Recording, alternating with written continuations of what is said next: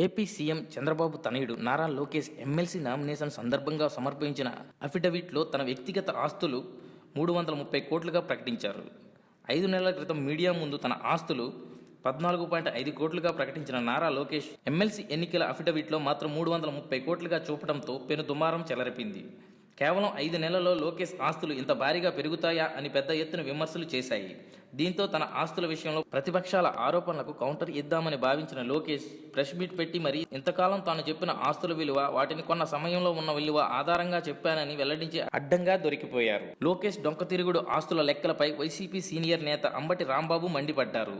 అసలు ఎవరైనా ఆస్తుల లెక్కలు ప్రకటించేటప్పుడు ఆ సమయంలో ఉన్న మార్కెట్ వాల్యూ ప్రకారం ప్రకటిస్తారు.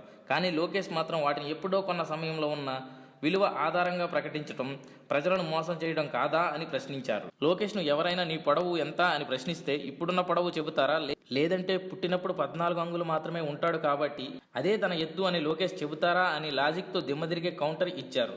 ఎమ్మెల్సీగా ఇంకా చట్టసభల్లోకి ప్రవేశించక ముందే తండ్రిని మించిన తనయుడిలాగా పచ్చి అబద్ధాలు చెప్పడంతో లోకేష్ బాగా ముదిరిపోయారని అంబటి సెటైర్ వేశారు. 2019లో జగన్ను ఓడిస్తా అంటున్న లోకేష్కు అంత ధైర్యమే ఉంటే ఎమ్మెల్యేగా పోటీ చేయకుండా ఇలా దొడ్డిదారిలో ఎమ్మెల్సీగా శాసనమండలిలోకి ఎందుకు చొరబడుతున్నారని అంబటి రాంబాబు ఎద్దేవా చేశారు. అంబటి లాజిక్తో లోకేష్కు ఏం చెప్పాలో తెలియక సైలెంట్ అయ్యాడని తెలుగు తమ్ముళ్లే అంటున్నారు.